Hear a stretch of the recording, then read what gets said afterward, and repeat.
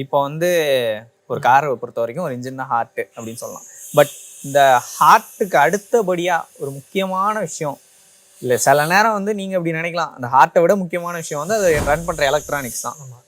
So மெயினாக ஒரு வண்டியில், இப்போ ஒரு வண்டி எடுத்துக்கிறீங்கன்னா எலக்ட்ரானிக்ஸ் பொறுத்த வரைக்கும் என்ன நம்ம பத்திரமா பார்த்துக்கணும், அதை எப்படி நம்ம பார்த்துக்கணும்? மெயினாக வந்து பார்த்தீங்கன்னா இந்த வெளியில் அக்சசரிஸ்ன்னு சொல்லிட்டு ஒன்று போடுறீங்க நீங்கள். அந்த அக்சசரிஸ் வந்து பார்த்தீங்கன்னா அவங்க என்ன பண்ணுவாங்கன்னா ஓபிடியில் 16th பின்னு தான் வந்து பாசிட்டிவ் டைரக்ட் மெயின். அந்த டைரக்ட் மெயின்லேருந்து ஒரு செப்பரேட்டாக ஒரு லைன் அவங்க எடுத்துருவாங்க. பட்டு சம்டைம்ஸ் அந்த 16th பின்னில் வர மெயின் வந்து மானிட்டரிங் வோல்டேஜாக இருந்ததுன்னா ஈசிஎம் என்ன பண்ணும், அது அஃபெக்ட் பண்ணும். இப்போ நிறைய பேர் அந்த 16th பின்னோட எடுக்குது இல்லை, கண்ணில் பொறுத்த வரைக்கும் டார்ச் லைட் எடுத்து வச்சுட்டு எரிஞ்சுதுன்னா அந்த லைன்லேருந்து ஒரு பாசிட்டிவ் போட்டு எடுத்து அடிச்சிடுறாங்க. அது என்ன பண்ணுதுன்னா, இப்போ ஒன்று ஃபார் எக்ஸாம்பிள் சென்சார் வேலை செய்யறதுக்கான ஒர்க்கிங் வோல்டேஜ் 12 வோல்டேஜ் இருந்தால் தான் வேலை செய்யும். சடனாக ஒரு லோடு கொடுத்தா என்ன ஆகும், கரண்ட்டில் சர்ஜ் நடக்கும். சர்ஜ் நடக்கும் போது வோல்டேஜ் வந்து இம்பேலன்ஸ் ஆகும். அந்த இம்பேலன்ஸ் ஆகும்போது ஈஸியம் உள்ள இருக்க எல்லா சர்க்கியூட்டுமே தப்பாக தான் வேலை செய்யுமே. நான் நிறைய கார்ஸ் வந்து பார்த்துருக்கேன், அக்சசரிஸ் போட்ட கார்ஸில் தான் பேட்டரி ட்ரைன் ஆகிற கம்ப்ளைண்ட்டே வருமே. ஸ்டாக்ல இருக்கிற கார்ஸில் வரவே வராது. இயர்லி 2012 to 2014 சொன்னோட நான் ஏற்றுப்பேன். ஏன்னா பார்த்தீங்கன்னா உண்டாயில் வந்து அந்த ரேடியோ வந்து ஷார்ட் ஆகிட்டு பேட்டரி ட்ரைன் ஆகும். மற்றபடி மேனுஃபேக்சர் கொடுத்து அது வண்டி ஸ்டாக்லேயே இருக்குது, ஓயிலே இருக்குன்னா பேட்டரி ட்ரைன் ஆகிற கம்ப்ளைண்ட் வரதுக்கு பாசிபிலிட்டிஸே கிடையாது. நம்ம அங்கே கை வச்சு ஏதாவது டிஸ்டர்பன்ஸ் பண்ணால் மட்டும்தான் அது பேட்டரி ட்ரைனேஜ் ஆகிற கம்ப்ளைண்ட்டே வருமே.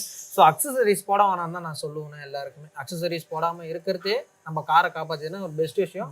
அதுக்கு அடுத்தது எல்லாருக்குமே ஒரு சின்ன டிப்ஸ்னா, வண்டியோட ஃபியூஸ் ரேட்டிங்கு. இப்போ ஒரு 50 amps ஃபியூஸ்னா அந்த 50 amps தான் போடணும். 50 amps கடையில் எனக்கு 30 amps 20 amps இல்லை 10 amps அந்த மாதிரிலாம் போடக்கூடாது. ஏன்னா அவங்க வந்து பார்த்தீங்கன்னா ஃபியூஸ் ரேட்டிங் ஆம்பரேஜ் மட்டும் எடுத்துருக்க மாட்டாங்க, வாட்டேஜ் ரேட்டிங் அவங்க கணக்கு எடுத்துருப்பாங்க. ஏன்னா பவர் ஃபார்முலா தெரிஞ்சாலும் உங்களுக்கே தெரியும் ஏன் சொல்ல வரேன்னு சொல்லிட்டு, அந்த வாட்டேஜுக்கு ஏற்றா போல தான் ஹீட்டை வந்து டிசிபேட் பண்ணுற மாதிரி டிசைன் பண்ணியிருப்பாங்க. இப்போ நீங்கள் அதிகமாக கொடுத்தீங்கன்னா ஃபியூஸ் ப்ளோ ஆகாது, ஒயர் தான் என்ன ஆகும், எரிய ஆரம்பிச்சிடும். ஸோ அதனால் இதை ஒரு கரெக்டாக வந்து ஃபாலோ பண்ணுங்க. இப்போ நான் 10 amps ஃபியூஸ்னா 10 amps ஃபியூஸ் தான் போடணும், 50 amps 15 amps போடக்கூடாது. ஆமாம். இப்போ இந்த மேக்ஸி ஃபியூஸ்னா மேக்ஸி ஃபியூஸ், கேட்ரேஜ் ஃபியூஸ்னா கேட்ரேஜ் ஃபியூஸ். இந்த கேட்ரேஜ் ஃபியூஸை எடுத்துகிட்டு மேக்ஸி ஃபியூஸாக போடுவாங்க, மைக்ரோ ஃபியூஸுக்கு பதிலாக மேக்ஸி ஃபியூஸ் போடுவாங்க. அங்கே வந்து அவங்க வந்து சைஸ் மாற்றலை, வாட்டேஜ் வந்து டிஃப்ரென்ஸ் பண்ணுறாங்க, ஹீட் டிஸ்டர்பேஷன். அதை நம்மளுங்க யாருமே வந்து கண்டுக்கிறதே கிடையாது. இப்போ நிறைய டெக்னீஷியன் நானே பார்த்துட்டேன், ஒரு ஃபியூஸ் வந்து எரியுதுறான்னா ஃபியூஸ் தான் எரிஞ்சிச்சு, வேறு ஃபியூஸ் போடுங்க. அது ஏன் எரியுதுன்னு சொல்லிட்டு பார்க்க மாட்டுறாங்க. நீங்கள் அதை பார்த்தீங்கன்னா தான் பின்னாடி ப்ராப்ளமே தெரியும். என்ன ஆகணும், ஃபேன் மோட்டர் ஹீட் ஆனோன்னா வைண்டிங்கில் வந்து ஷார்ட் ஆகும். இப்போது பெஸ்ட் எக்ஸாம்பிள்னா ஒரு வண்டியில் ஆல்டர்னேட்டர் ஃபெயிலு, காருக்கு சொல்கிறேன் நான். ஆல்டர்னேட்டர் ஃபெயில்னா ஃபஸ்ட்டு கம்ப்ளைண்ட்டு பல்பு தான் வந்து எகுருமே ஒரு வண்டியில். நீங்கள் ஹெட்லைட் பல்ப் மாற்றிட்டு உடனே ஃபியூஸ் போயிட்டே இருக்குன்னா டெஃபினட்டாக உங்கள் ஆல்டர்னேட்டர் டயோட் லீக் இருக்குது. நீங்கள் ஆல்டர்னேட்டர் ஃபஸ்ட் எடுத்துமே நல்ல சர்வீஸ் பண்ணுறவங்களை கொடுத்து செக் பண்ணி பார்த்தே ஆகணும். இது யாருமே வந்து பண்ணுறது கிடையாது. அது ஃபியூஸ் போதே ஃபியூஸ் மாற்றி ஓட்டணும் அப்படின்ற ஒரு மைண்ட் செட் தான் வராங்க. இது என்ன ஆகுனா நாளாக டயோடில் கரண்ட் லீக் இருக்க ஈசிஎம் வந்து டோட்டலாக அஃபெக்ட் ஆகிடும். ஃபஸ்ட்டு அஃபெக்ட் ஆகிறது ஈசிஎம் தான். ஏன்னா பார்த்தீங்கன்னா பேட்டரியிலேருந்து பாசிட்டிவ் வந்து மெயின் ரிலேக்கு போட்டு மெயின் ரிலேலேருந்து ஈசிஎம் போகும். ஸோ சின்னதாக ஒரு சுவிட்சு மாரி தான் ரிலே இருக்கும், மற்றபடி என்டையர் சப்ளையுமே எதுக்கு தான் போகும். இதில் இன்னொரு விஷயம், அந்த காலத்தில் வந்து ஆல்டர்னேட்டர் செக் பண்ணுறதுக்கு நாங்களாம் என்ன பண்ணுவோம்னா பேட்டரி 2 ஒயரை கழட்டி விட்டு வந்து செக் பண்ணோம். பட் வந்து பார்த்தீங்கன்னா இப்போ வர காரை நீங்கள் அந்த மாதிரி கழட்டி விட்டீங்கன்னா டெஃபினட்டாக உங்கள் ஈசிஎம் வந்து டேமேஜ் ஆகிறதுக்கான பாசிபிலிட்டி 65% இன்னைக்கு இருக்குது. சம்டைம்ஸ் நிறைய பேர் கீழே கூட கமெண்ட்லாம் கூட பண்ணுவாங்க, அதெல்லாம் ஆனதில்லை நாங்கள் பண்ணியிருக்கோன்னு சொல்லிட்டு. நான் லைவாகவே நான் பார்த்துருக்கேன். 60% பாசிபிலிட்டிஸ் ரொம்ப அதிகமாகவே இருக்குது. கரண்ட்டில் சர்ஜ் ஆகும் போது கண்டிப்பாக டெஃபினட்டாக உங்கள் காம்பனண்ட் எல்லாமே டிஸ்ட்ராய் ஆகிடும். ஸோ உங்கள் வண்டியில் ஒரு மாடல் பர்டிகுலராக போயிட்டே இருக்குன்னா உங்களோட சார்ஜிங் சிஸ்டமை செக் பண்ணிக்கிங்க. எனக்கு இன்னொரு டவுட் இருக்குது ப்ரோ. இப்போ வந்து பேட்ரி இருக்குது, பேட்ரி வந்து நீங்கள் அது வந்து ஒரு டேம் மாதிரி பார்க்குறீங்க. இந்த current Sarju, current drop, voltage drop எல்லாத்தையும் அதை தான் வந்து ரெகுலேட் பண்ணிகிட்டே இருக்குது வண்டியில். ஸோ நான் எப்படி கேட்குறேன்னா, இப்போ சில பேரோட ஒரு ஹேபிட் இருக்கும், வண்டி வந்து பேட்ரி இத்து போய் ஸ்டார்ட் ஆகாத வரைக்கும் அவங்க எடுத்துகிட்டு போவாங்க. அந்த மாதிரி லோவாக பேட்ரி யூஸ் பண்ணுறதுல ஏதாவது பிரச்சனை? கண்டிப்பாக லோவாக வந்து பேட்ரி வந்து யூஸ் பண்ணுறதுல வந்து பார்த்தீங்கன்னா, இப்போ எனக்கு 12 வோல்ட் தான் என்னோடய ஒர்க்கிங் வோல்டேஜ், அந்த மாடியோட ஒர்க்கிங் வோல்டேஜ். நீங்கள் அதுக்கு கீழே இப்போ ஒரு 10 9.8 போனீங்கன்னா சென்சாருக்கு வர அவுட்புட்டு 5 வரதுக்கு பதிலாக 3.3 தான் வரும். இப்போ நான் ஒரு டயக்னாஸ்டிக் டிசைன் இன்ஜினியராக டிசைன் பண்ணுறேன். கோடு எப்படி எழுதியிருப்பேன்னா 0 வோல்ட் to 5 வோல்ட் கோடு எழுதியிருப்பேன். இப்போ 3.3 தான் மேக்ஸிமமே.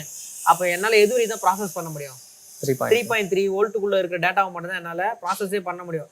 அப்போ அங்கே நம்ம வந்து பார்த்தீங்கன்னா 1.8 வோல்ட்டுக்கான டேட்டாவே வந்து பார்த்தீங்கன்னா மிஸ் பண்ணிடுறோம். ஸோ அதனால என்னன்னா வண்டியில் பிக்கப் கம்ப்ளைண்ட்லாம் வரும். ஒரு ரீசனே சொல்லிடுறேனே, ஒரு வண்டி ஸ்டார்ட் ஆகும் போது மட்டும்தான் பேட்டரி வேலை செய்யுமே. ஒன்ஸ் வண்டி வந்து ஸ்டார்ட் ஆகிடுச்சு அப்படின்னா battery actor as a capacitor.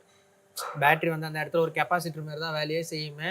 Just AC repels நாய்ஸை மட்டும் தான் ரெடியூஸ் பண்ணும். மற்றபடி பேட்டரியிலிருந்து அப்படியே இசிஎம்க்கு போயிட்டு இசிஎம் வேலை செய்யாது. வண்டி ஸ்டார்ட் ஆன அப்புறமா ஒன்ஸ் ஆல்டர்னேட்டர் கிக் ஆன் ஆயிடுச்சுன்னா ஆல்டர்னேட்டர் தான் என்டையர் ஜாபுமே பார்த்துக்கும். பேட்டரி சும்மா அங்கே வந்து நாய்ஸ் கேன்சலேஷனுக்காக வச்சிருப்பாங்க.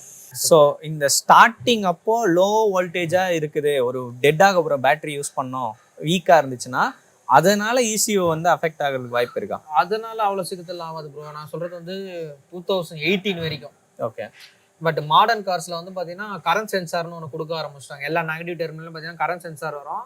அந்த கரண்ட் சென்சார்லேருந்து கரெக்டான கரண்ட் ரீடிங்கும் டெம்பரேச்சர் ரீடிங்கும் வரலன்னா வண்டியே ஸ்டார்ட் ஆகும். ஓகே. ஏன்னா அது வந்து ஒரு மெயின் இன்புட். இன்னைக்கு தேதிக்கு எல்லாமே அப்படி ஆக்கிட்டாங்க. ஓகே. ரொம்ப அட்வான்ஸ்டாக பேட்டரியோட ஹெல்த்தையும் மானிட்டர் பண்ணுற அளவுக்கு போயிட்டாங்க. ஏன்னா நீங்கள் வந்து பார்த்தீங்கன்னா ஒரு BMW அது மாதிரி கார் எடுத்துட்டோம்னா நம்மளுக்கு ஃபஸ்ட்டு பொல்யூஷனோ இல்லை வண்டி ரோல் ஓவர் ஆகுதுன்னா பேட்டரியோட பாசிட்டிவ் டர்மில் தான் ஃபஸ்ட்டு பஸ்ட் ஆகுமே. ஏன்னா அதில் ஒரு டைனமைட் ஒன்று சின்னதாக இருக்கும், அதான் வந்து ஃபஸ்ட் வந்து பர்ன் அவுட் ஆகுமே. பட் நம்ம கார்ஸில் அப்படிலாம் இருக்காது. ஸோ அதனால தான் வந்து பார்த்தீங்கன்னா கரண்ட் சென்சார், கரண்ட் வந்து சர்ஜ் அதிகமாகும் போது கட் பண்ணுறதுக்காக. உதாரணத்துக்கு சொல்ல போனால் பெஸ்ட்டு வண்டி வந்து பார்த்தீங்கன்னா மாருதியோட ஸ்மார்ட் ஹைப்ரிட் கார் எடுத்திங்கன்னா பேசஞ்சர் சைடு சீட் இருக்கிறதுக்கு கீழே அதான் கோ டிரைவர், அது கீழே ஒரு பேட்டரி ஒன்று இருக்கும். அப்புறம் பார்த்தீங்கன்னா ஃப்ரண்ட்டில் ஒரு பேட்டரி ஒன்று இருக்கும். இது வந்து பார்த்தீங்கன்னா ஆட்டோமேட்டிக் ஸ்டார்ட் ஸ்டாப்புக்கு மட்டும் இந்த பேட்டரி யூஸ் ஆகும். அது வெஹிக்கிள் ரன்னிங்க்கு வந்து யூஸ் ஆகும். இந்த ஆட்டோமேட்டிக் ஸ்டார்ட் ஸ்டாப் பேட்டரி போயிடுச்சுன்னா வெஹிக்கிளுக்கு வந்து இக்னிஷனே கிடைக்காது. அந்த இக்னிஷனே இந்த பேட்டரியில தான் வரும். இந்த பேட்டரி உள்ள ஒரு லோட் செல் இருக்கும். அந்த லோட் செல் என்ன பண்ணால் லோடை வந்து மானிட்டர் பண்ணிகிட்டே இருக்கும். இன்கேஸ் எங்கேயோ ஷார்ட் அப்படின்னும் போது என்ன பண்ணிடும், பேட்டரி மேனேஜ்மெண்ட் சிஸ்டம் மாதிரி டோட்டல் பவரையுமே கட் பண்ணி விட்டுடும். அது ஒரு பெஸ்ட்டு சிஸ்டம் தான் என்னை பொறுத்த வரைக்கும். கேட்டிங்கன்னா எங்கேயோ எலி அடிச்சுட்டு ஒயரோட ஒன்று ஜாயிண்ட் ஆகிடுச்சுன்னா லெட் ஆசிட்ல மானிட்டரிங் சிஸ்டம்லாம் இருக்காதுன்னா அவன் பஞ்சே எரிய ஆரம்பிச்சிடும். பட் இது இருக்கிறதுனால இன்டெலிஜென்ட்னால ஈஸியாக வந்து ப்ரிவென்ட் பண்ணிடும் வண்டி. ஏன்னா அவன் டெக்னாலஜி அதனால தான் டெவலப் பண்ணிகிட்டே வரான்.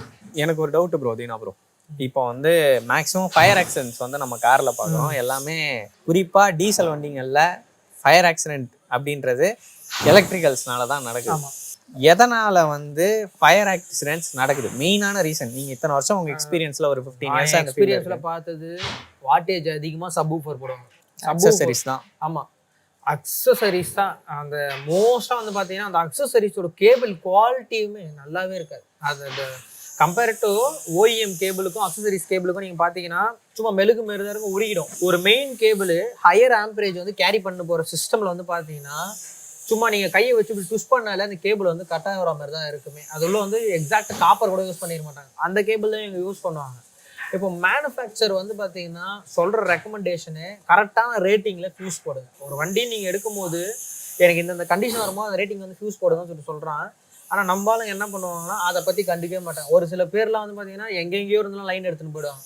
நீங்கள் அப்படி எடுத்துகிட்டு போகும்போது இப்போ ஃபார் எக்ஸாம்பிள் ப்ளோவர் மோட்டரை எடுத்துப்போமே, ஒரு மோட்ரு வந்து சுற்றும் போது என்ன ஆகும்னா ஃப்ளைபேக் வோல்டேஜ்னு ஒன்று சொல்லுவாங்க. அது சிஸ்டம்லேருந்து வெளியே வந்துட்டே இருக்கும். நீங்கள் அங்கேருந்து எடுத்துட்டிங்கன்னா இப்போ இந்த ப்ளோவர் மோட்டரும் இந்த சப்வூஃபரும் ஆன் ஆகும்போது என்ன ஆகும், உங்களுக்கு அந்த எர்த்துடைய பற்றாக்குறை வந்து அதிகமாக இருக்கும். கான்டாக்ட் ஆஃப் ரேஷியோன்னு சொல்லுவாங்க, அது வந்து கம்மியாகும். அப்போ ரிவர்ஸ் கரண்ட் வந்துட்டு ஆமாம், ரெசிஸ்டன்ஸ் வந்து இன்க்ரீஸ் ஆகும். அப்போ ரெசிஸ்டன்ஸ் இன்க்ரீஸ் ஆச்சுன்னா என்ன ஆகிடும், ஹீட்டு இன்க்ரீஸ் ஆகும். அப்போ ஹீட் இன்க்ரீஸ் ஆகும்போது அந்த ஒயரால் கரண்ட்டை வந்து கொடுக்க முடியாது, எரிய ஆரம்பிச்சிடும்.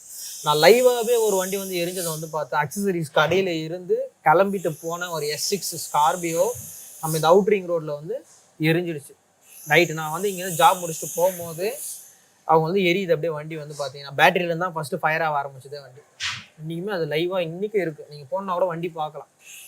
பார்த்துருக்கேன். அந்த அவுட்ரிங் ரோடு பூந்தமல்லி ரவுண்டானால இறங்குறவங்களுக்கு தெரியும், அந்த இடத்துல வந்து இருக்கும் அந்த ஸ்கார்பியோ. அது நைட் டைமில் ஆச்சு அது. ஸோ கஸ்டமரால் ஒன்றுமே பண்ண முடியல ஃபயர் ஆக்சிடென்ட் ஆனதுக்கப்புறம். ஸோ மேக்ஸிமம் நீங்கள் உங்கள் வண்டி வந்து ஃபயர் ஆக்சிடென்ட் ஆகக்கூடாதுன்னா வண்டியை ஸ்டாக்காக வச்சுக்கணும். ஆமாம், சப்போஸ் ஆக்சசரிஸ் போட்டால் அது ரொம்ப கவனமாக பிராண்டடில் கரெக்டாக வாட்டேஜ் ரேசிங் ஆக்சசரி லைனில் எடுத்து கரெக்டான வாட்டேஜ் ஃபியூஸ் போட்டு போடணும். ஆமாம். அதுக்கப்புறம் இன்னொன்று என்னென்னா எந்த ஒரு லிக்விடும் லீக்கேஜ் இல்லாமல் பார்த்து. இப்போ ஒரு ஆயில் வந்து லீக் ஆகுது ஹெட்டிலிருந்து, டீசல் வந்து லீக் ஆகுதுன்னா டீசல் நார்மலாக பற்றிக்காது. பட் ஒன்ஸ் பற்றிக்கிச்சுன்னா அணைக்கிறது கஷ்டம்.